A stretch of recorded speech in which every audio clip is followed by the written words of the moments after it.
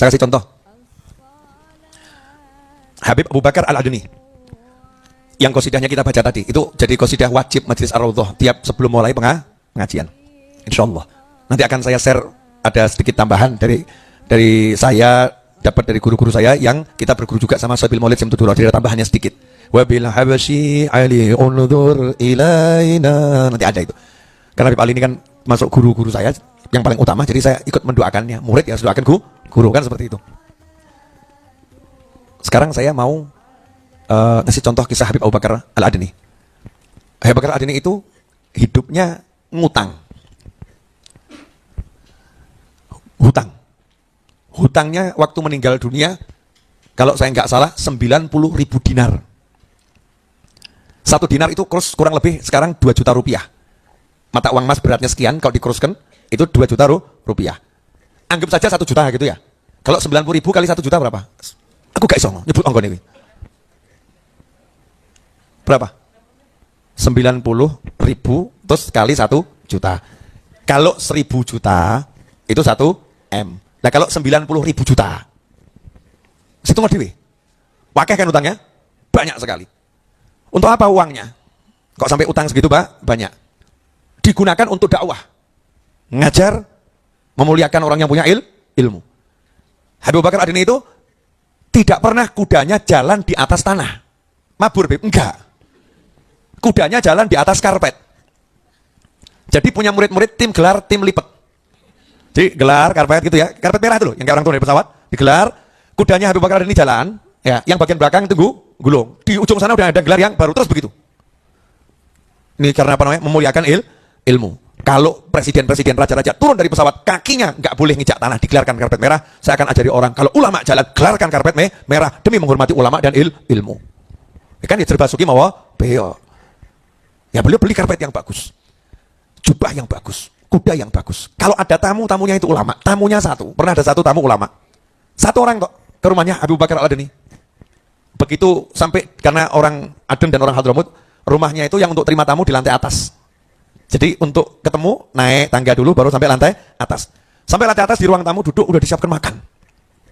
Tamunya satu, tapi jamuannya tuh satu ruangan. Makanan macam-macam. Menunya kambing semua, tapi kambing sehat. Orang sekarang banyak makan kambing nggak sehat ya. Ya kenapa? Campurannya macam-macam. Campurannya yang buat nggak sehat.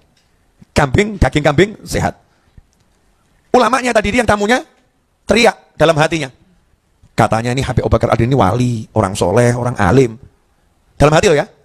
Tapi ngapain pemborosan seperti ini? Tamu cuma satu kok, nyuguhinya seperti ini boros ini. Lebih baik kan uangnya dimanfaatkan untuk yang lain. Nah ini depannya wali, jawab. Silakan dimakan. Ada loh ya, orang tuh yang gunjing saya. Jadi demi memuliakan ulama, itu katanya boros. Padahal boros itu kan menempatkan sesuatu tidak pada tempatnya. Itu namanya boros. Tapi kalau pada tempatnya, itu nggak boros. Perintah Nabi, siapa beriman pada Allah dan hari akhir, fal yukrim dhaifah, ikram. Bukan cuma nyambut, ikram, memuliakan tamu. Memuliakan ini ya sesuai dengan kapasitasnya.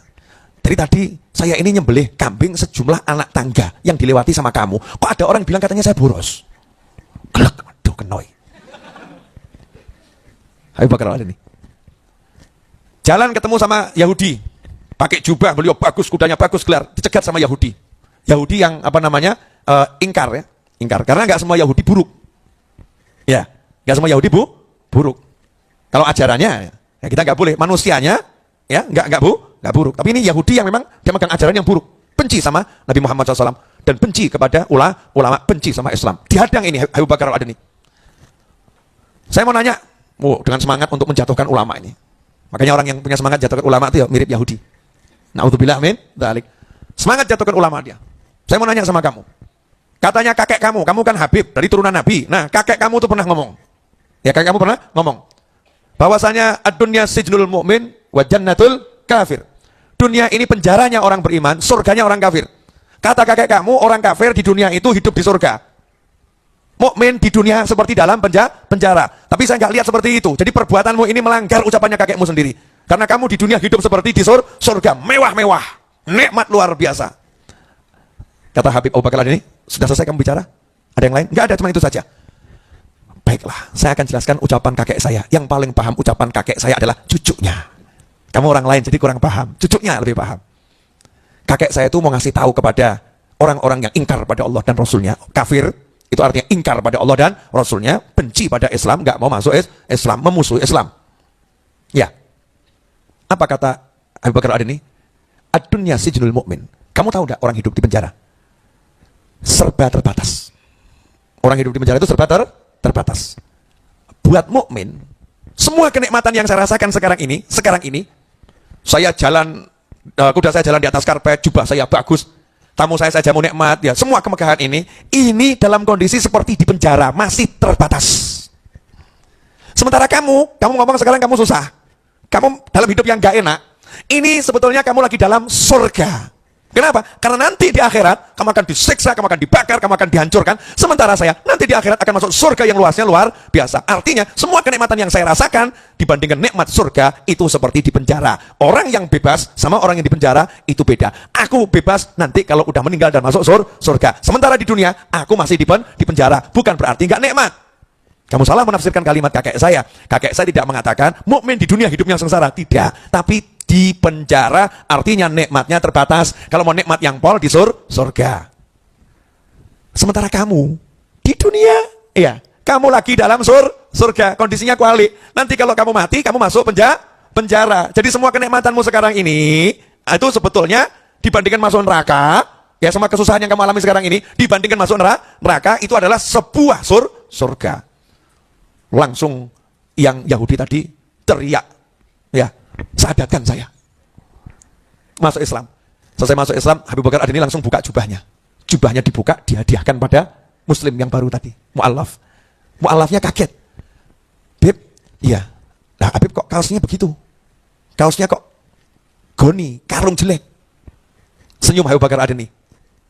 Apa yang untuk Allah kami sembunyikan, yang untuk manusia kami tampakkan. Yang ini yang penting kamu lihat senang. Tapi kalau yang dalam ini untuk Allah, untuk ingatkan kalau kami hanya budak-budaknya Allah Ta'ala, agar tidak jadi manusia yang sombong. Sanggup kamu niru begitu?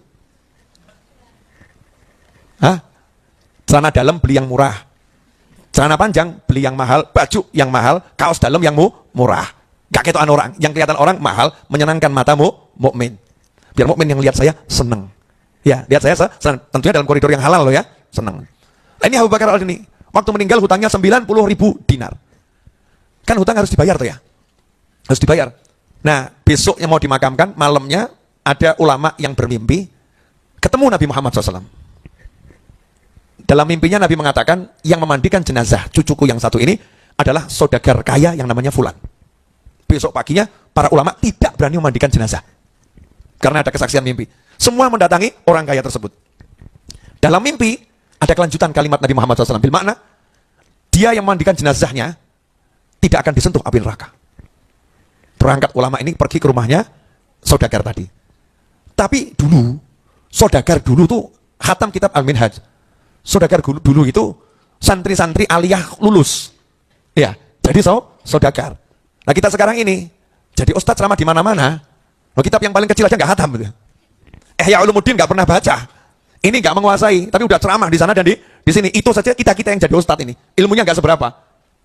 Apalagi pedagangnya nggak kena sentuhan ilmu. Jarang yang seperti itu. Yang ini enggak. Rata-rata saudagar di masa itu adalah orang-orang yang memang hidupnya sudah ilmu itu wajib gitu loh. Tahu cara ini, ya paham semua. Jadi belajar betul. Didatangi para ulama-ulama yang betul-betul ulama, mengatakan kamu ditunjuk Nabi untuk memandikan jenazahnya. Dan kamu dijamin masuk surga, nggak disentuh neraka. Ulama tadi ngomong, maaf para ulama, saudagar tadi ngomong, maaf para ulama, mimpinya tidak salah, mimpinya betul, tapi tafsir mimpinya yang salah. Karena tafsir mimpi itu seringkali tidak sesuai dengan apa yang dilihat. Karena mimpi itu hanya simbol-simbol dan lambang. Tafsirnya nggak seperti itu. Baru sadar ulamanya, oh iya ya, iya tafsirnya apa nih? Kita tergesa-gesa menafsirkan. Nah menurutmu tafsirnya apa? Saya ini saudagar. Kok Nabi bilang siapa memandikan jenazahnya, maka dijamin masuk surga. Memandikan itu berarti membersihkan. Nah saudagar itu membersihkan urusannya sama duit. Coba cek, beliau punya hutang berapa? Saya akan lunaskan semua hutangnya. Itu maksud Nabi Muhammad SAW. Langsung ulamanya tanya berapa hutangnya? 90.000 dinar. Langsung dibayar. Nih, kalian yang menyolatkan, saya yang lunaskan hutangnya. Selesai. Asik ya?